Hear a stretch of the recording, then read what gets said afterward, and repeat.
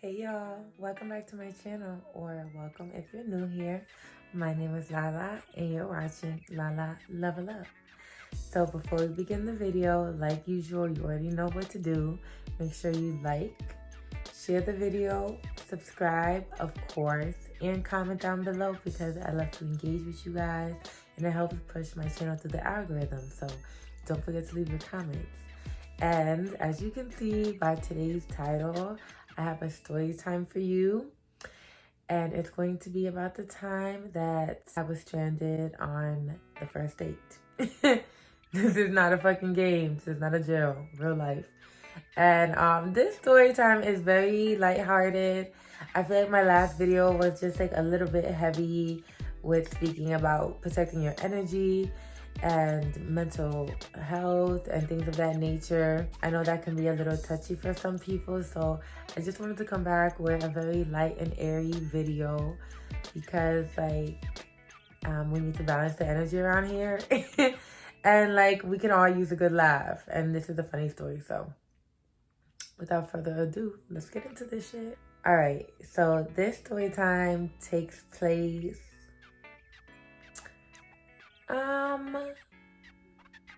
maybe like a year ago, year and a half ago, 2 years ago, some time ago. And I had met this guy. I think we met, honestly, on some social media platform. We're gonna call him Jarrell.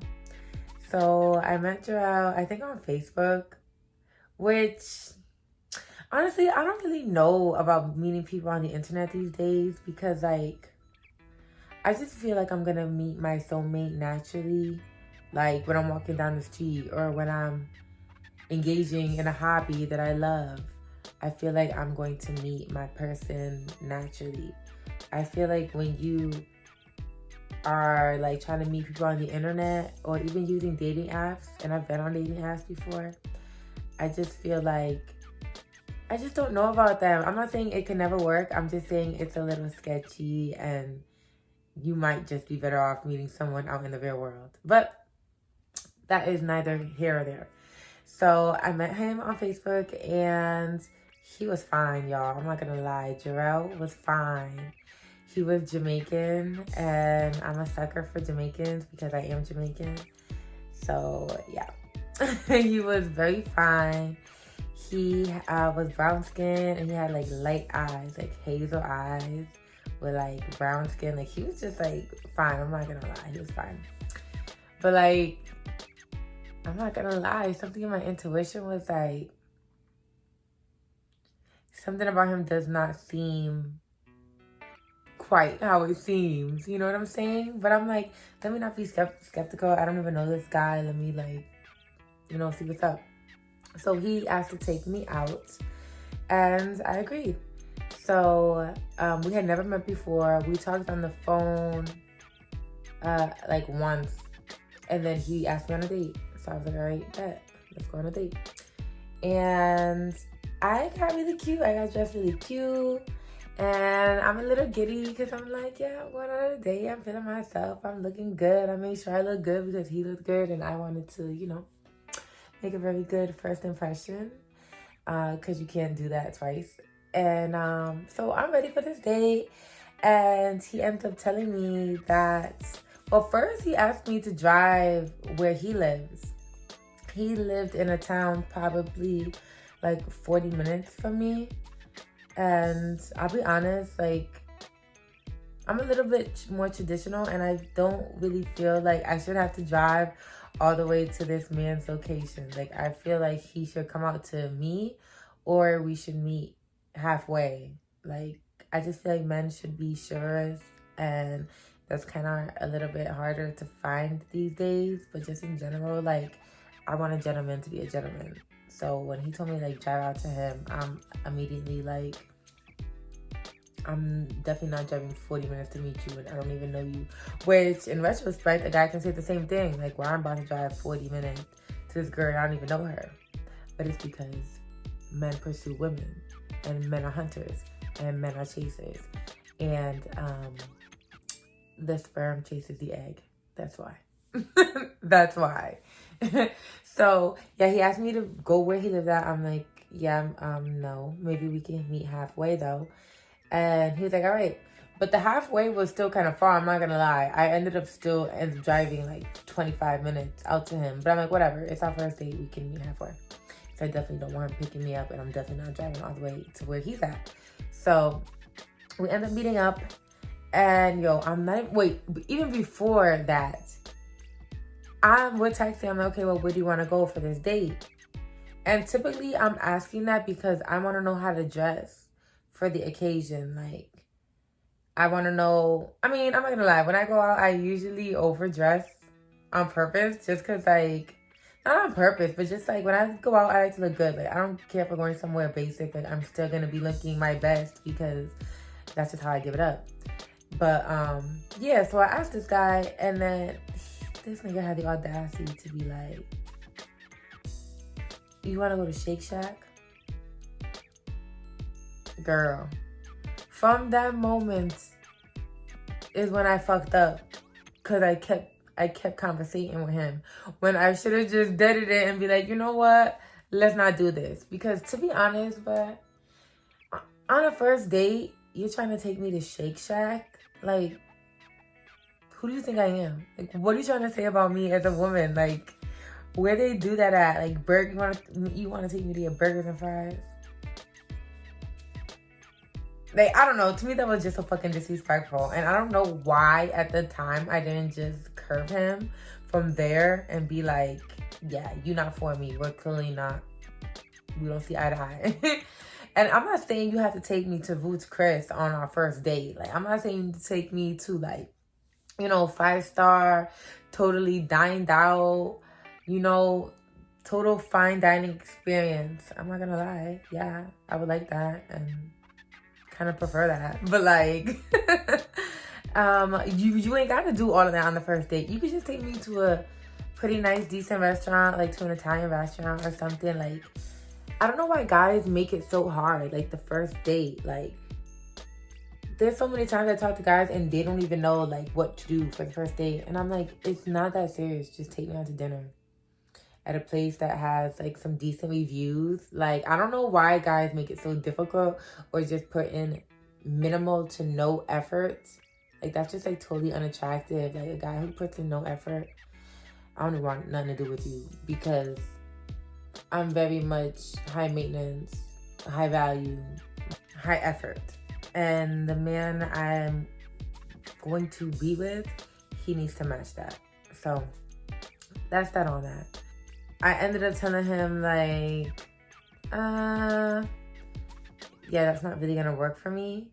So then he was like, okay, we can meet at Chili's. And I'm like, listen, Chili's is better than Shake Shack. And I'm not gonna down Chili's. Chili's is not awful, but Chili's is still not my cup of tea. Like, it's just still not my cup of tea. Like, honestly, the food is just not good. And, like, I'm just, like, okay, let me not go into it. But, like, Chili's is a step up, but even so, it's really not up to par. And it's very, like, low-budget dining. The service sucks. Like, I just like to be in places a little bit better than that. But neither here nor there, again, right? But in my mind, I'm thinking, yo, low-key, I think this nigga's broke.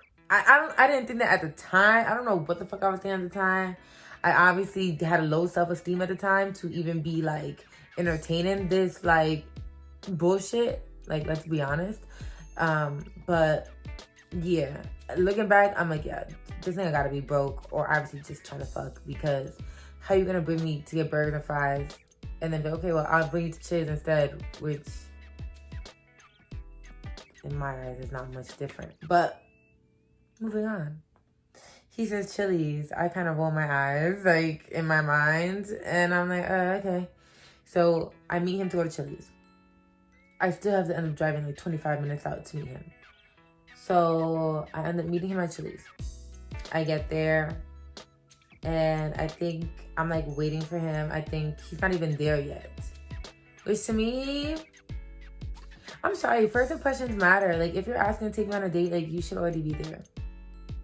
Like, I don't know, maybe I'm thinking too much about it. Yeah, I know I could be, like, a little bit too much of an overthinker, but I'll be honest. Like, I should not have to be waiting on you. Like, if you're trying to pursue me, you should have all your shit in a fucking row, bro. Like, I'm not kidding. Like, T's crossed, I's dotted. Like, why am I waiting on you on the first date? Like, you should be punctual. Period. So, yeah, I'm like, okay. Just, like, racking up these, like, negative brownie points in my head. So, I'm like, yeah, okay. Where you at? So, he ends up pulling up, I don't know, 10 minutes later or something like that. He pulls up. He's stunned to see me because, obviously, I'm looking gorgeous.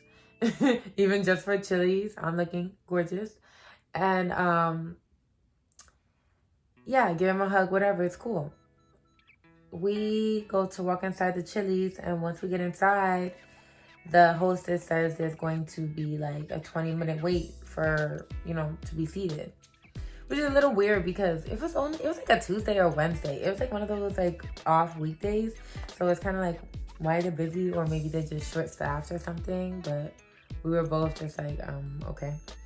So we end up going in his car, and he's like, well, do you want to smoke in the meantime? I'm like, okay. Now I know I probably shouldn't even do that with a guy on the first date. Like, I feel like you have to be a certain type of way when you meet somebody. Because if you are already, like, lowering your boundaries or, like, being, like, too, I don't know, maybe too friendly. I don't really know, like, what word I'm looking for right now. But I feel like you just need to have boundaries on the first date. I shouldn't even have been smoking with him, even though it's not that serious. Still, like, our first date, I feel like, requires a bit of decorum. But, okay, whatever. We go in his car. We end up smoking. We're there for, like, 10 minutes or so, whatever. And then, I don't know what we were talking about. Like, I don't know what it is. But it was, like, a conversation that you can tell, like, he didn't really want to, like, talk about it. I don't remember what it was. But, like, the conversation got, like, a little weird. I really don't remember nothing what it was. And then he ended up going into the Chili's. He said he had to use the restroom. So he went in the Chili's. He comes out like 2 minutes later. And it's like, hey, I have an emergency. I gotta go. I'm like, what? He's like, yeah, I have to go. My dog escaped. Yo, I cannot make this. Y'all, I can't make this shit up.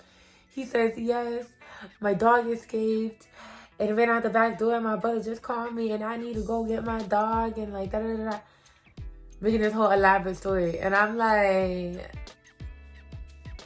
low-key dumbfounded. I'm like, this nigga just like make me drive 25 minutes to this busted ass Chili's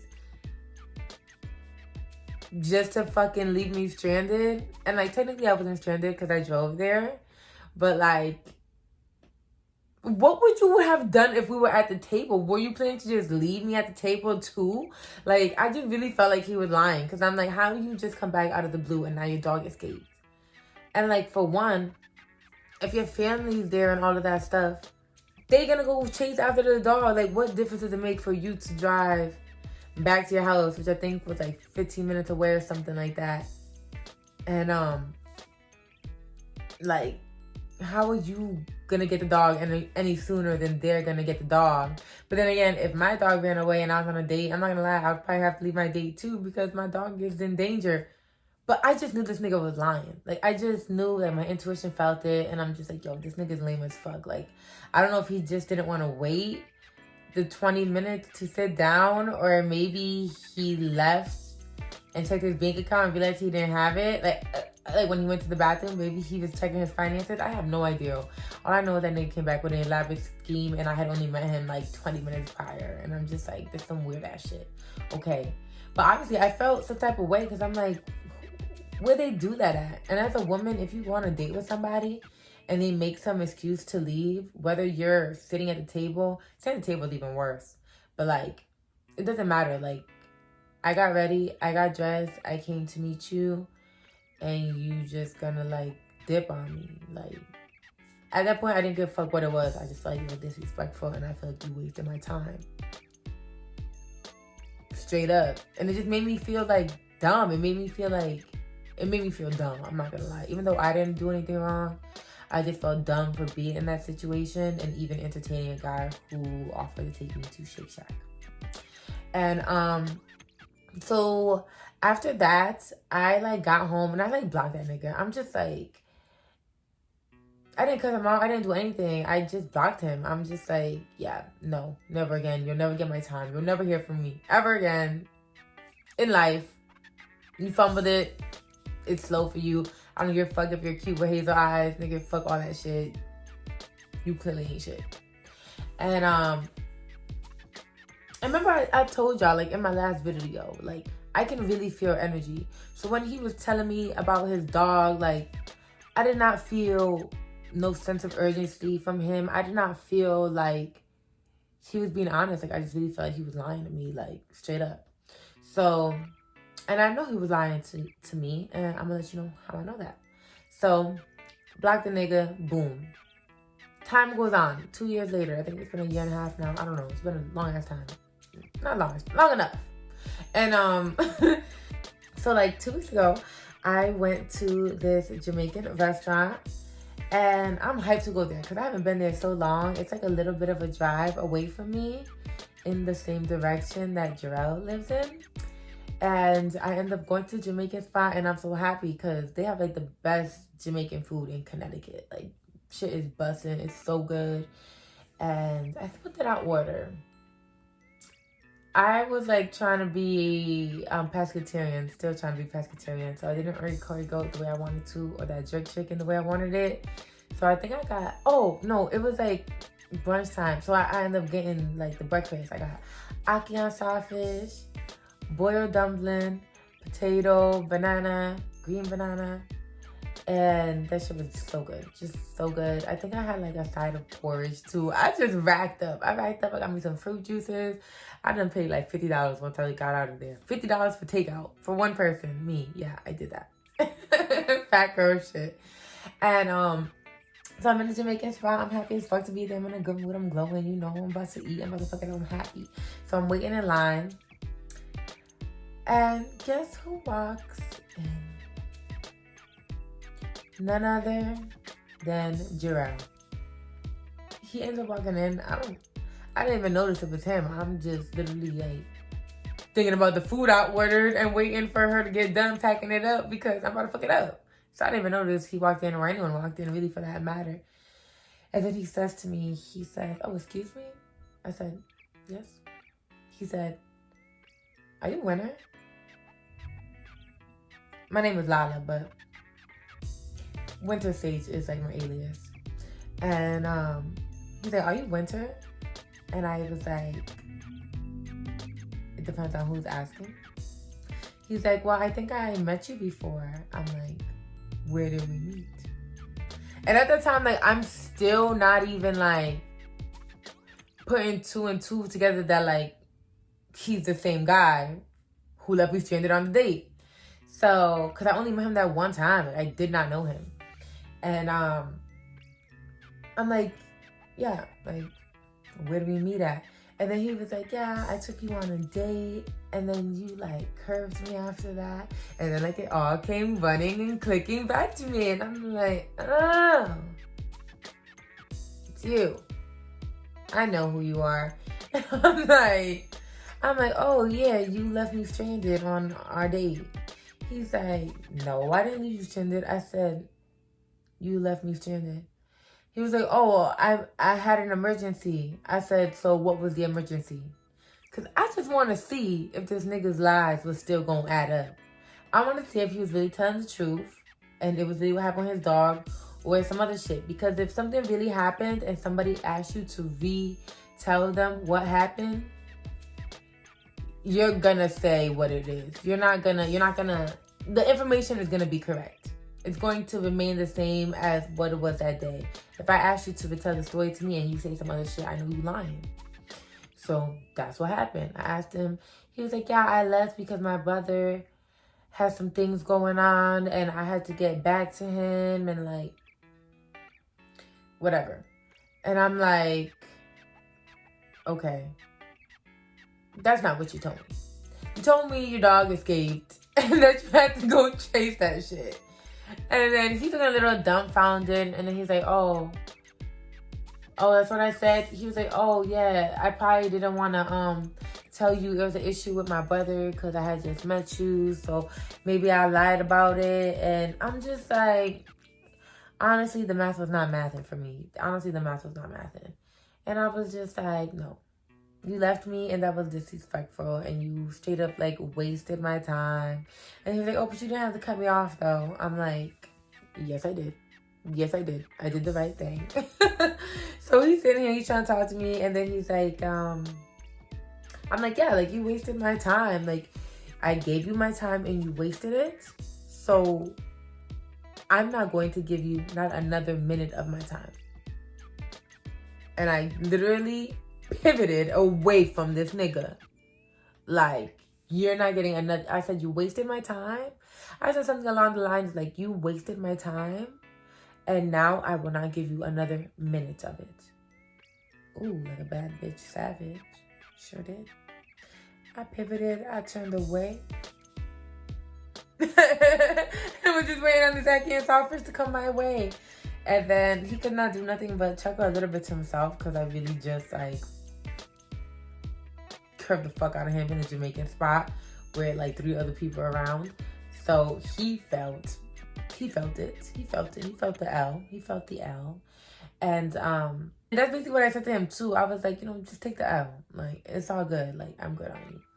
And that was it on that. So I got my food. I'm getting ready to walk out. And then he's like, yeah, you have a good day, Winter. I'm like, yeah. You too. Nigga. Because at that point, I wasn't mad anymore. I actually had a smile on my face when I was talking to him. But it was just like, nah. What you did was wrong. You disrespected me. And you wasted my time. And you left me stranded on our first date. You're done. So, yeah, that's crazy. It's crazy how things always come back around. Because he definitely was in the Jamaican spot. Like, yeah, can I take you out again? And it's like, no.